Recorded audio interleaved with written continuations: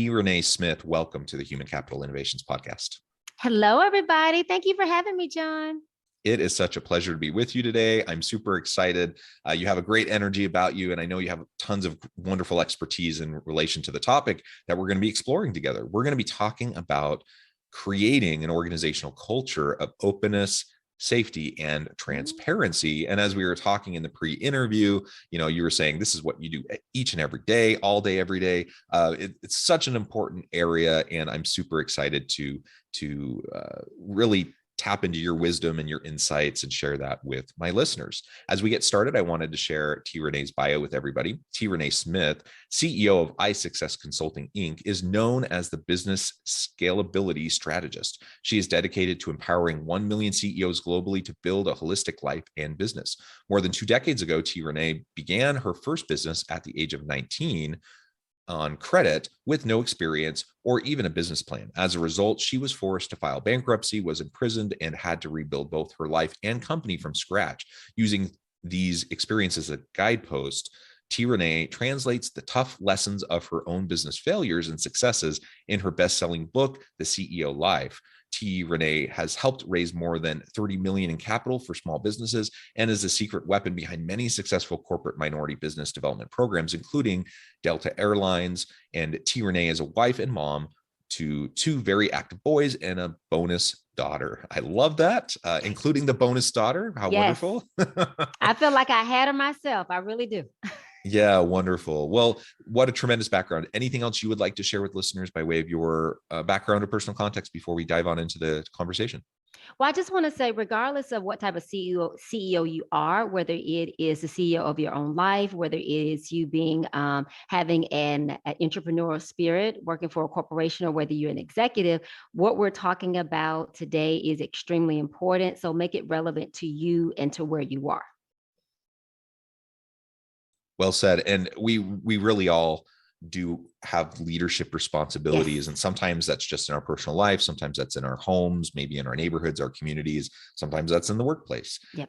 And certainly we have all sorts of leaders that we engage with. And so not only do we need to learn how to be more effective leaders on our own, we need to learn how to engage with other leaders around us. And we need to recognize that just because someone has a title and a position in the hierarchy doesn't mean they're actually a good, effective leader. And just because we may or may, maybe we don't have that title, maybe we don't have that position power within our organization, but that doesn't mean we can't be influential and impactful with those around us. So I'm super excited to explore all of this with you. Now, as I framed out the episode at the outset, we're going to be zooming in and focusing particularly on organizational culture, openness, safety, and transparency. Now, of course, we can dive into other aspects of leadership as it relates to that. But why do you feel like openness, safety, and transparency is so key and foundational as we're trying to develop a positive, dynamic, healthy organizational culture? And one thing I want to say is because we do a lot of diversity, equity, and inclusion work as well. And one thing that we say that there's a difference between inclusion and belonging. And so everything that you're talking about, creating a very safe, a open, a transparent environment, that goes right along with belonging, where people feel like that they are a part, that they can talk and they can say anything without retaliation. And really all of this leads to increased productivity. It leads to better mental health. And so there's so many benefits of feeling like you belong in the company that you work with. So it's the tangible reasons where it affects bottom line, impact revenue. It is relational, where happier and healthier employees, they get along better. It's creating a better culture. So I think it's so many different roles, or so many different reasons, but people don't understand how you get there. So it doesn't just happen. People think that you can just roll out a training, in a corporation to talk about belonging, and it happens, but it's so much more than that. It always starts from the top down, from what your leader is executing and their behavior. So starting from the executives all the way down to the leaders, and then what you're really, really instilling in your employees. So in order to create a culture You have to, number one, have leaders that believe in a culture of safeness, belonging, authenticity, because a lot of organizations are very hypocritical, where they tell the leaders or they tell their employees that they want to be very transparent, they want them to be very open, but leadership is not doing that. They may be working on a merger, or they may be working on downsizing people, or any of these things, and they're not being very authentic. So when we talk about building this culture, it is from a top down. You cannot create an organization of safety and belonging if it's just at the employee level. Yeah, very well said. And so much there that we could unpack. I completely agree. So to the extent possible, we try to have top down commitment and buy-in to these sorts of issues, Yep. Diversity, equity, inclusion, and belonging, other cultural issues within the organization. But we also want to try to have a bottom up. So like bottom up. Yep.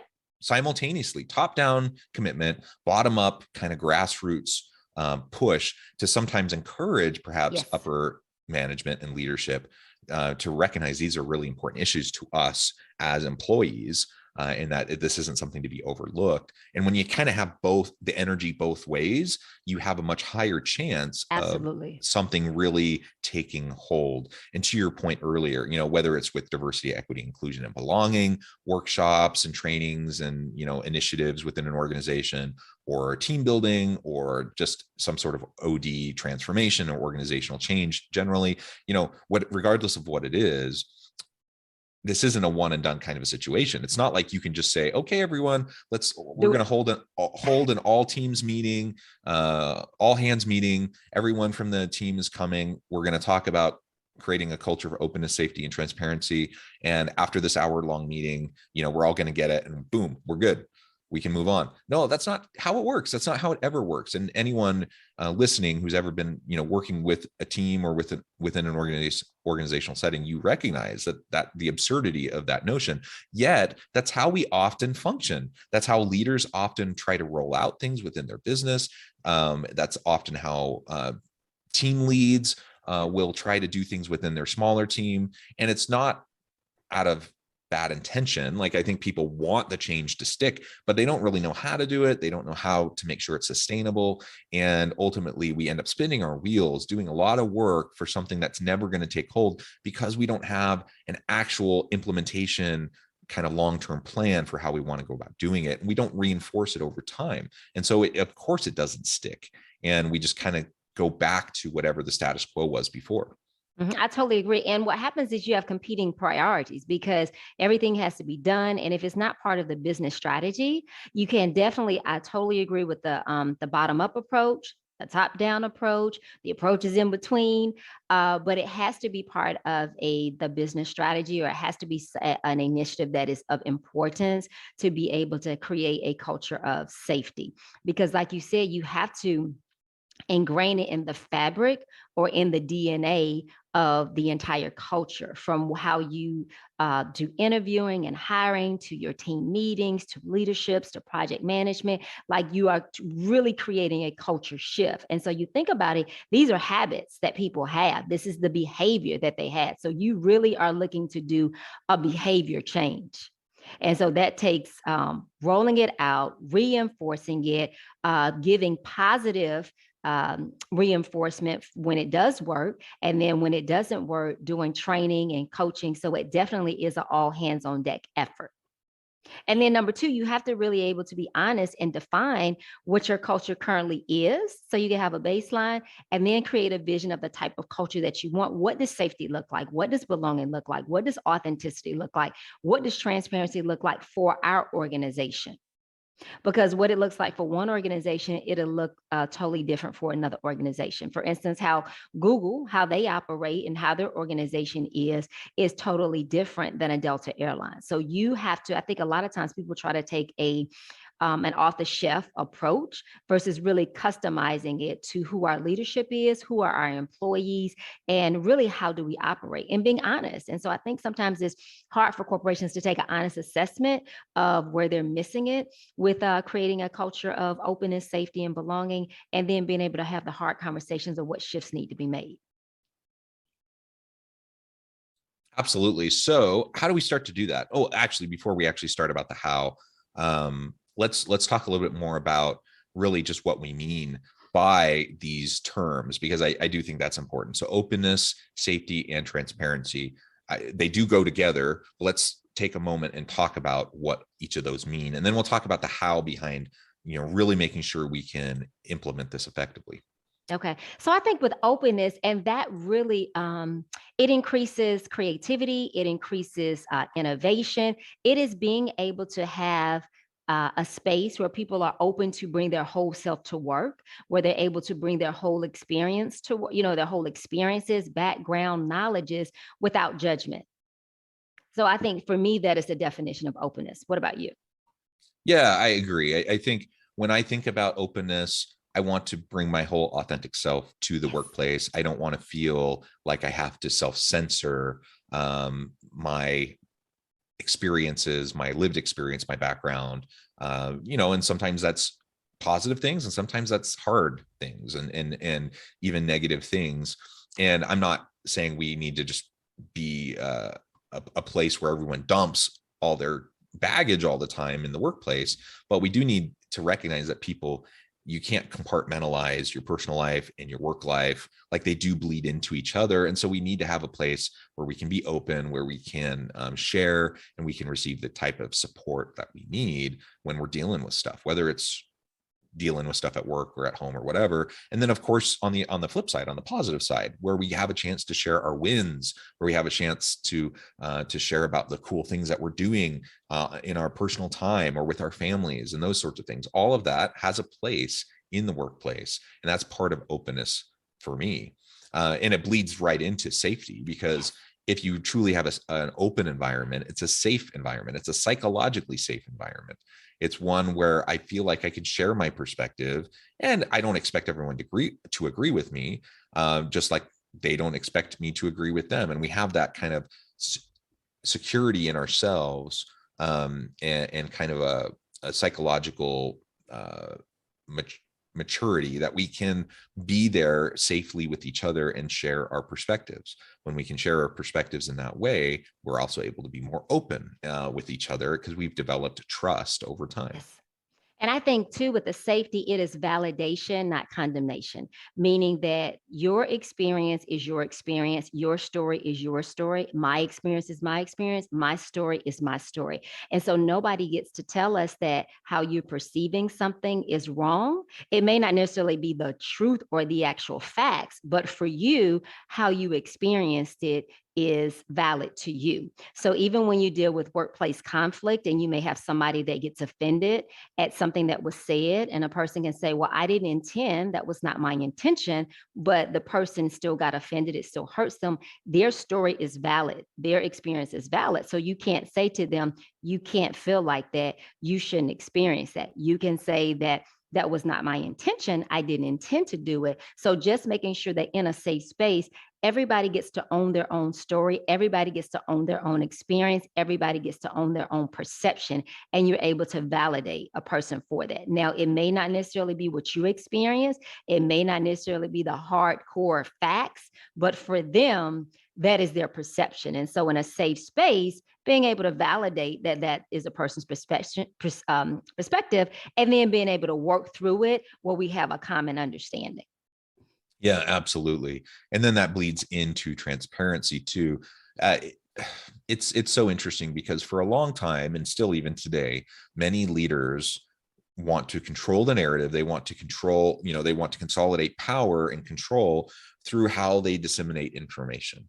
And so transparency hasn't always been, a really top corporate value. But more and more today, employees are demanding it.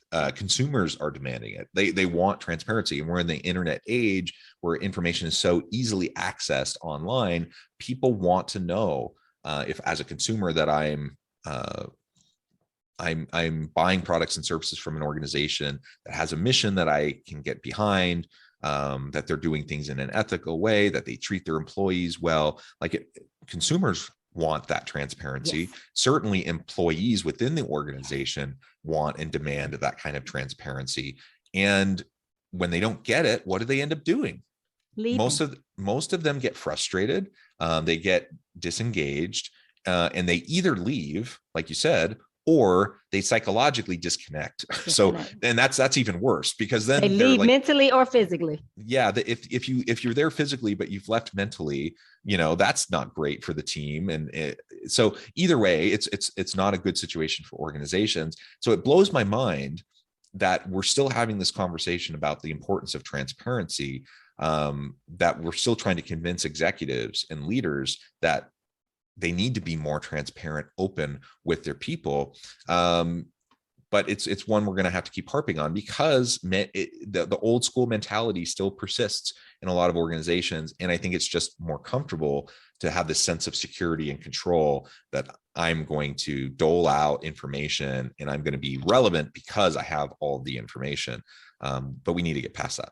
And I also think with transparency too, it has to be transparency without retaliation. Because a lot of times you will have leadership where they're wanting to do these listening sessions and they're saying that they want to get feedback. And so then when the employees are thinking that they're in a safe and a trusted environment and they are being transparent, a lot of times that information will come back to bite them. So I think number one, we've got to be very careful and make sure that it's transparency without retaliation, that I truly am in an open, in a safe space, and I'm able to speak my opinion or speak whatever my truth is, and it's not retaliation. And then two, I think oftentimes you may have leadership that is saying, we want you to be transparent, but it's very hypocritical because they're not being transparent. So we can't say, well, we want bottom, halfway, middle to be transparent, but the top, we don't have to be transparent. So it really has to be that we're setting these standards throughout the organization, and we have to define what transparency means and what does it look like for our organization.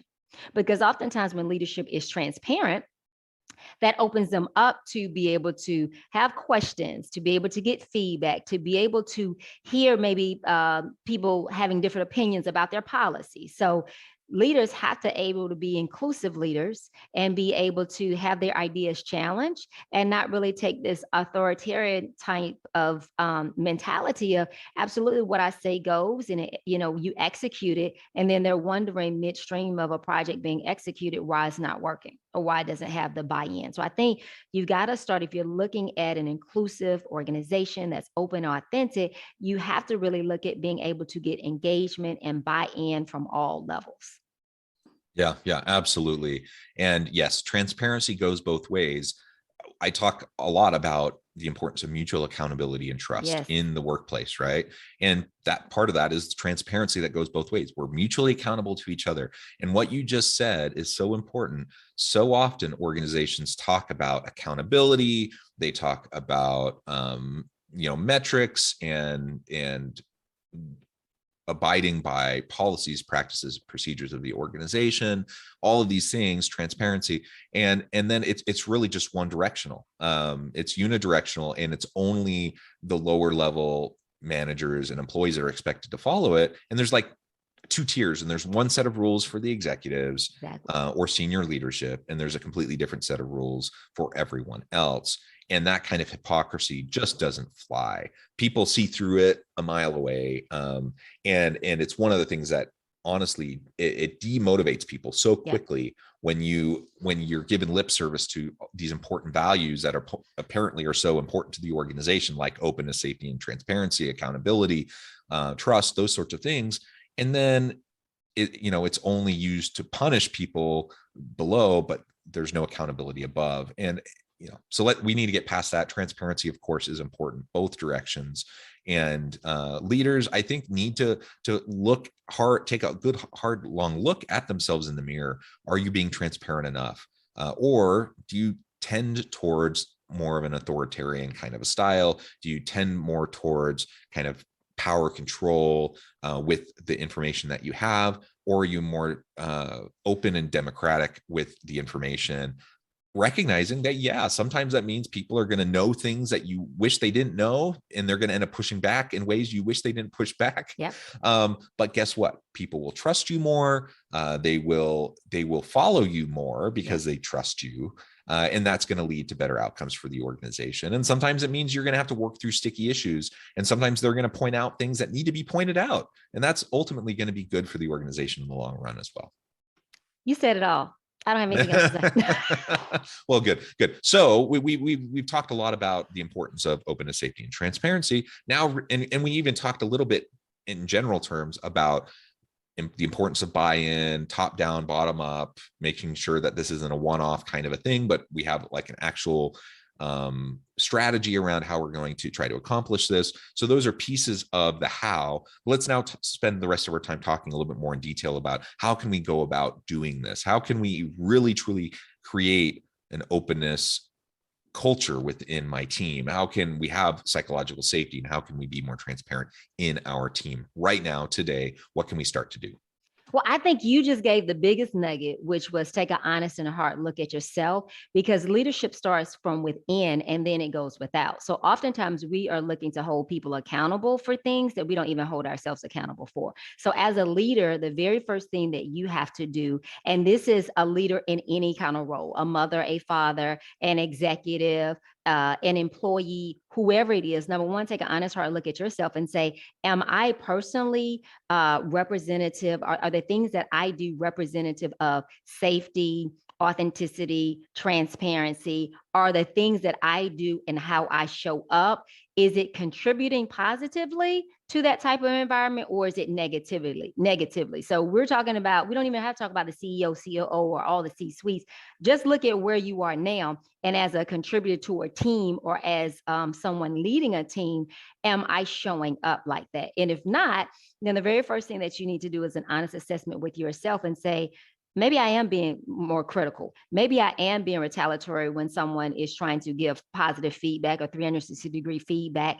And so I don't create an environment. Maybe I interrupt people, when they're talking. And so they don't feel like, maybe I offer advice when people aren't even asking for advice. So number one is do a self-assessment and see what things are you doing that are negatively contributing to not building this safe space. And then once you make the necessary changes that you need to make, then now we can start looking outward. So number one is to take an honest, hard look at yourself, and then be honest if you're willing to make the changes required, and are you committed to making the changes to show up differently. So don't expect from somebody else what you don't do yourself. What do you think, John? Yeah, absolutely. And it's a hard thing because nobody's perfect. And certainly I don't need to be perfect before I start to try to expect things from other people. But you're absolutely right. Like, focus on yourself first, focus on being where you need to be, and recognize you don't need to reach perfection. And you need to be patient with yourself as well. And then while you're learning and growing in your own capacity to do these things better, you then can simultaneously model openness, transparency, and safety for your team, and you can start to expect more from them. And frankly, you're going to learn and grow together. You're going to misstep together, and you're going to have to make course corrections together, and that's part of the transparency, openness, and safety, right? It's part of modeling that the whole culture that you want is recognizing we don't have to have it all figured out. We don't need to be perfect at this, but we do need to make a real conscious, sustainable effort towards it. And that means we're going to take sometimes 2 steps forward, 1 step back, and then we're going to debrief and we're going to talk about it and what happened, and what can we do to be better next time. And as long as we're open to that and having those conversations and looking, critically at ourselves and being self-reflective in that way, then, I think that's the biggest part of the battle, because most people, most teams, most organizations aren't secure enough and self-confident enough to be able to go through that kind of an exercise. They're too concerned about looking dumb, looking bad, being vulnerable and having that taken advantage of and being retaliated against in some way. And so we just need to start the process and then model it. And then think, like you said, if you're a leader and you say to your team, hey guys, I've done some self-reflection and I've really noticed some areas in my life where I may not be creating the most safe space. So these are some of the things that I'm going to work on. How about you guys tell me other areas and ways in which that I can do things to create this space? So now when you do that, and you open and hear the feedback versus, I can't believe you said that about me, I don't do that. Like, for you to be able to self-reflect, then open it up for feedback, then now you can say, would you guys be open to go on this journey with me for us to be able to create this together? So how about we all do self-reflection? Let's all figure out how to hold accountability. So now that we're together, we're apart, and it's not me over here telling you what it is to do. So the leader is very important for you to do some self-reflection first, just like you said, and then bring your team along and you guys are doing it together. I love it. Reneé, this has just been a fascinating conversation. So much fun. I know at the time I'm going to have to let you go here in a minute, but we've just scratched the surface. There's so much more we could say, and you're welcome back anytime and we can continue the conversation. But before we close for today, I wanted to give you a chance to share with listeners how they can get connected with you, find out more about your work, and then give us a final word on the topic for today. Okay, so guys, you guys can reach me on all social media platforms at iSuccess Consult.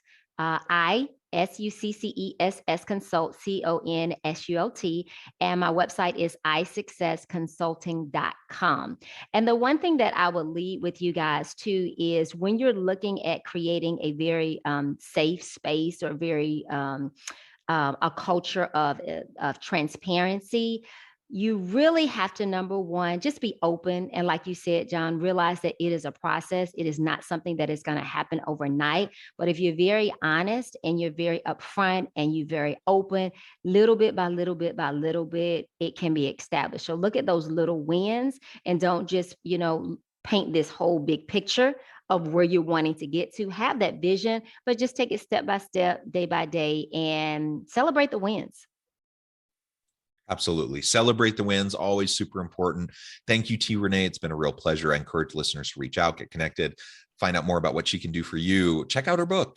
Check out the many cool resources that are available. And as always, I hope everyone can stay healthy and safe, that you can find meaning and purpose at work each and every day. And I hope you all have a great week.